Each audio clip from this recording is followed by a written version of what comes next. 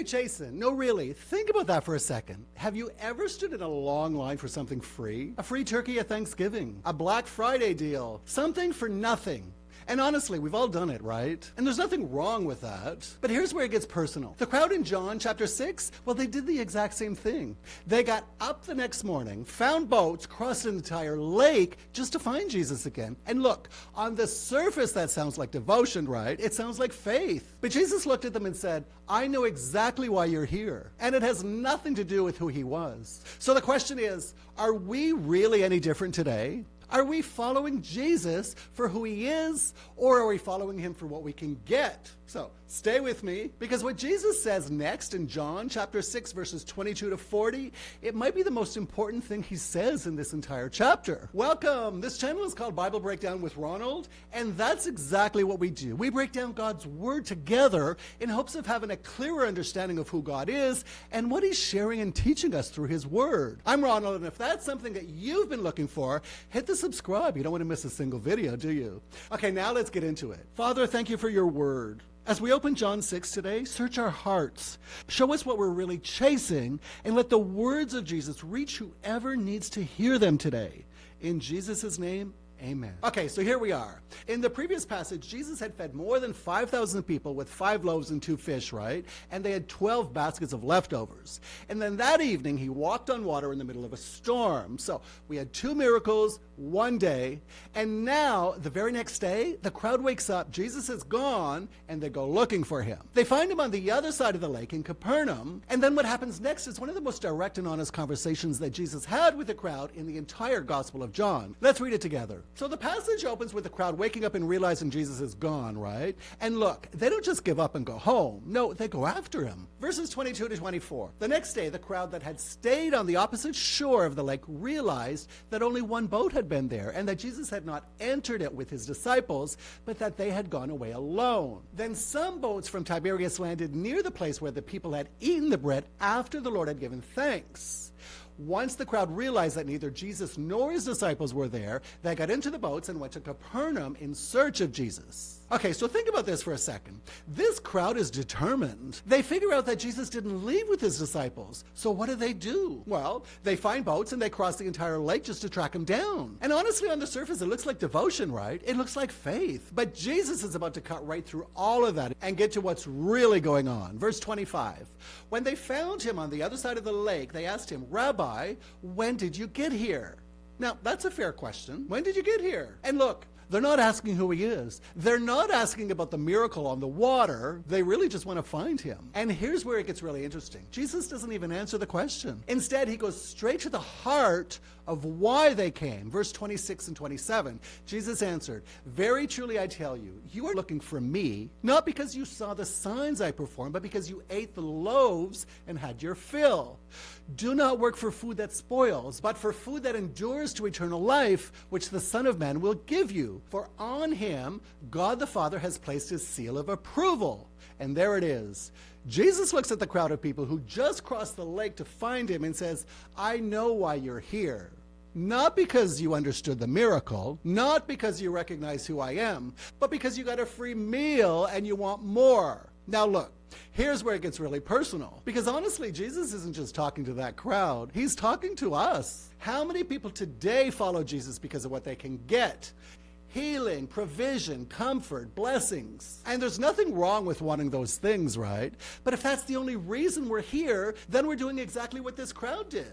We're chasing the bread and missing Jesus. And then look at what he says next. Stop working for food that spoils. Work for food that endures to eternal life. So he's not shutting them down, he's redirecting them. He's pointing them towards something infinitely greater than a free meal. So naturally the crowd asks him the next question, verse 28 and 29. Then they asked him, what must we do to do the works God requires? Jesus answered, the work of God is this, to believe in the one he has sent. And this is where it gets really good. They ask, okay, what do we have to do? Give us the list. What are the requirements? Because honestly, that's how we think, right? We're wired to believe we have to earn things. And look, every religion in the world except one is built on that exact same idea. Do enough good things and you'll be okay. But Jesus flips the whole thing upside down. The work of God is this, believe in the one he has sent. That's it. It's not a list. It's not a set of rules. Just believe in Jesus. That's the work. But the crowd really isn't still satisfied. And honestly, this next part is almost hard to believe. Verses 30 and 31. So they asked him, "What signs will you give us that we may see it and believe you? What will you do? Our ancestors ate the manna in the wilderness. As it is written, he gave them bread from heaven to eat. What sign will you give us?" Now look. These are the same people who ate the bread and the fish yesterday. They watched the 5 loaves feed more than 5,000 people with 12 basketfuls of leftovers. And they're asking for a sign. And not just any sign, they're pointing to Moses and the manna in the wilderness. They're basically saying, hey, Moses fed our ancestors every single day for 40 years in the desert. What can you do? And Jesus corrects them. Verse 32 and 33. Jesus said to them, "Very truly I tell you, it is not Moses who has given you bread from heaven, but it is my Father who gives you the true bread from heaven.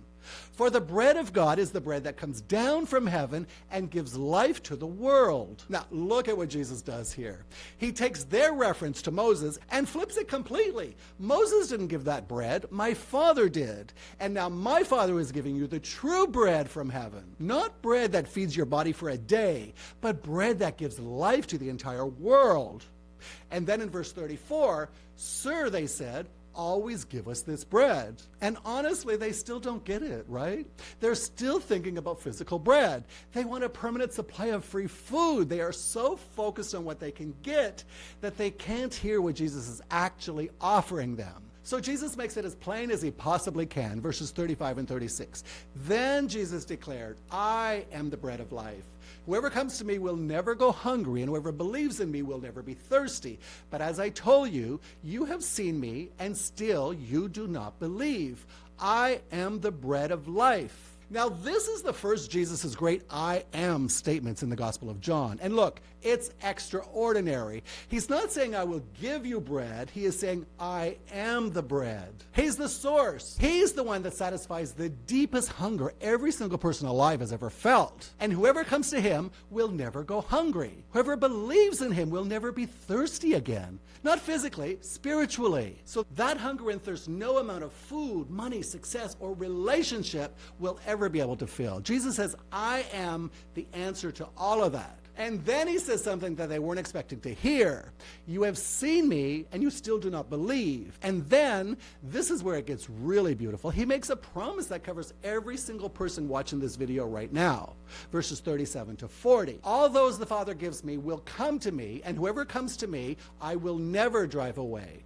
For I have come down from heaven not to do my will, but to do the will of him who sent me.